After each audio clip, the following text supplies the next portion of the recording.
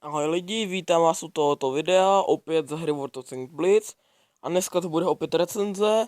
A v této recenzi budu recenzovat americký stíhač tanků 7. úrovně T28 HTC, neboli T28 Concept. Takže to je on. Dostal jsem ho z té akce Poklady Blitz, za si poslední truhly, takže za to jsem hrozně rád. Tak a napadlo mě, že bych se neudělal recenzi, takže se na to podíváme. Takže dělo. Dělo má 105 z T29, jenom trošku zhoršenou. Průbojnost má 181 na APčkách, podkaliberní 224 a HČ 53. To není úplně špatný, ale jako není to nějak nejlepší. V těch 8 už se celkem ztrácíte. Damage 310, to je luxusní damage. To je super. Rozptyl 0,37, to je celkem fajn. Čas zaměří 4,5, zaměřuje to celkem pomalu, ale když to zaměří, tak to většinou lítá dobře. Motor, nějaký Wright, G200, nevím, to nebudu číst. Výkon motoru 1056, ten tank. Jako jezdit třicítkou je celkem rychlej, ale hrozně pomalu se otáčí. Otáčí se myslím jenom 20 stupňů. A to je prostě hrozně málo. Ale zase to dělo to kompenzuje, ale o tom si řekneme potom. Takže pancíř 203 zepředu. Tím zepředu se myslí vana, i tohleto vepředu. A i ta věž má, myslím, stejný pancíř zepředu. No, boční má 101, klasika z boku a zadní má 50. Takže pancíř to má hodně dobré, hodně často to ringa. V těch 8 už tolik ne, ale ty 7 ringa to celkem s přehledem. Třeba takový ISko vás zepředu nikam neproběh, kromě těch dvou kopul. Což ty dvě kopulky jsou weak spot, protože jinam takový ISko tenhle tam tak prostě neproběh zepředu než do těch kopulek. Ty kopulky jsou weak spot tohle tanku, protože jinam ani do ho neproběje nic. Teda pokud nenabije goldy samozřejmě. A ten pancíř, že to je vepředu taky 101, no, ale taky to hodně ringa, protože tady je to nějaký uhly to tam má a dinga to taky dost. Takže tak. Má to 70 tun, takže opravdu to není tak rychlý. Maximální rychlost 29, já s tím jezdím 30 na rovině, ale tak jako to není zase něco to. Je otáčení 20,93, no v podstatě 17 stupňů, to je prostě hrozně málo. To se otáčí příšerně pomalu. Tak, nabíjení. Nabíjím s tím 11,4 s tímhletím vybavením. Já tam nemám nejlepší zásoby, protože chci s tím vydělávat, to mám jako na vydělávání. Takže tak. Co bych o tom ještě řekl? Jo, ten náměr dělá. Tohleto TDčko má vlastně věž. To je TDčko svěží a ta věž je vlastně tohleto. A až sem to otočí dělo, jakoby. Až jakože, když je to takhle zepředu a podíváte se na to třetí vybavení, tak do toho úhlu to otočí dělo. Což je prostě neskutečně bombový a to uvidíte až v bitvě. Takže v munici vozím tady, to má být 30, ne, 29, pardon. Vozím tady 29 klasických, no 29 klasických, 8 APček a 3 hečka. Zásoby, kola a palivo a spotřeba klasická tradice sada, lékárna, hasičák. Tak, co bych o tom ještě tanku řekl? Asi už není tolik, co to.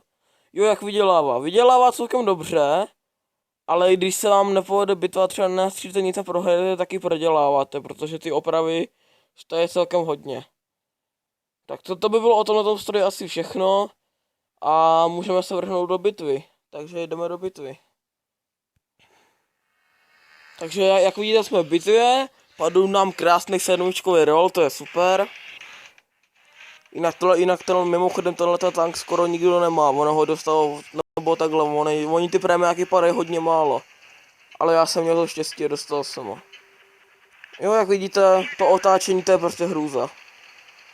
To je prostě bída, otáčení toho tanku. Ale podívejte se na ten odměr děla. Odměr děla je prostě úžasný. Koukejte na to. To je prostě bomba. Jo, a taky ještě jsem zapomněl zmínit depresi.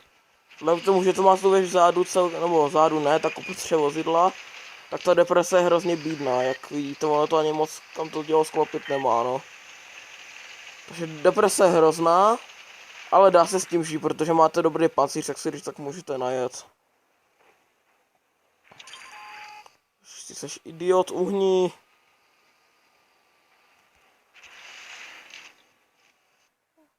Tak.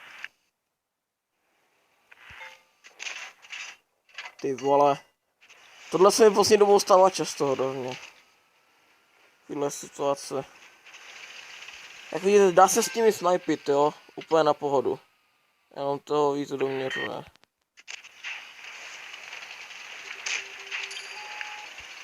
Ale to je 43. Teďka mě někdo probil, vůbec nevím kdo. Jo, to je E3. Ty vole, nic nějako nejde teďka. To se mi hrozně často stává, že u těch videí, když natáčí videa, tak mi vůbec nejde střílet. Prostě nic se netrefím. Tak, jsem dal za 328, dobrý, a já se jdu trošku sklidit asi. Sereš. Ty vole, proč já? Viděl jste jak to letělo? To je prostě hrůza dělat tohle. To dělo je fajn, ale jako někdy to vážně trolí. Já radši nebudu si jít dolů, to by mohlo dopadnout blbě. Hele, ahoj. Jak vidíte, ta deprese skoro nulová. Což je jenom kolem 4 stupňů. Jo, aha. Jo, jak vidíte, většinou dám za 320 cca. Úplně všude APčkama. Jo, má tu základní houfnici, ne? Mám ten dojem. Jo. Ty vole, proč po mně střílí APčkama, to je idiot. Bye bye. Aha, jo, takhle, on má tu 107, aha. Ale jak vidíte, neprobije mě.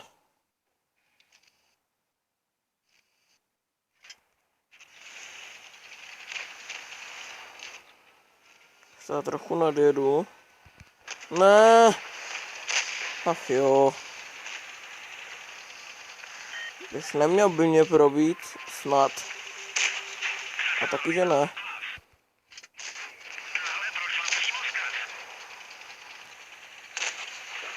Asi nabil goldíky.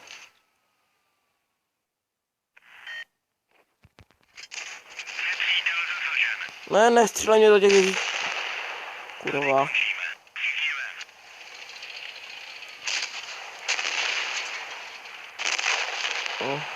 Škoda.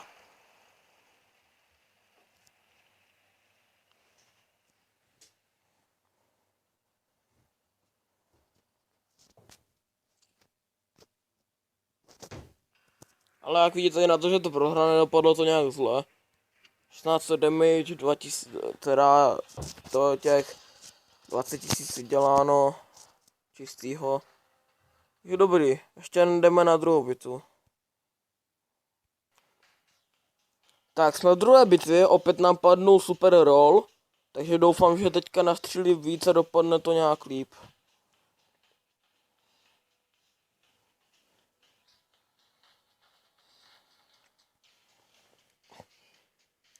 Většinu tanku by tady měl probít, jenom s jeskem mám občas problém, ale jinak probil většinu tanku.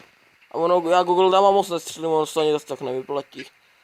Jenom jako když fakt potřebuji vyhrát, tak střílím goldama, to je jasný, ale... Jak vidíte, to otáčení, to je prostě bída, to je bída. To otáčí fakt pomalu. Jo, jezdí to rychle dopředu, i celkem dozadu. Jo, ale prostě otáčení kolem svý osy, to je hrůza, prostě to je hrůza.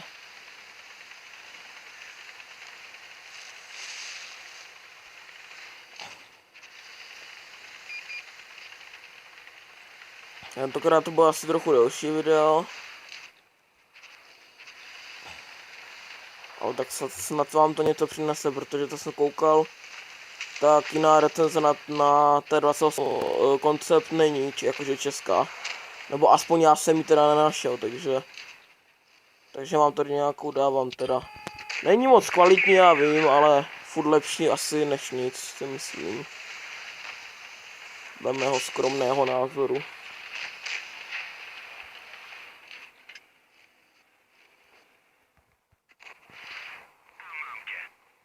Ale mise dokonce. Wow. Ty vole.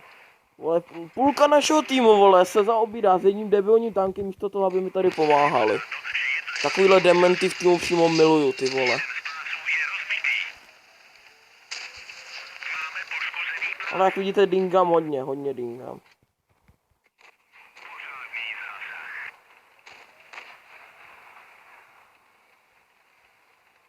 O, tady obědou, že jo.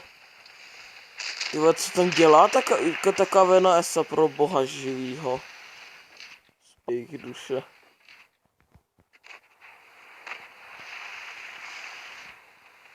No, já vůbec nevím, co mám teďka dělat. Proto budu v Crossfire, jestli to oni tady něco. Jako kam ono je to stejně jedno. Jinak ramování s tím je taky celkem dobrý nápad, když jakože fakt potřebujete zničit tank, tak ramovat není vůbec špatná volba, protože ubírá to celkem dost. No, já jdu down.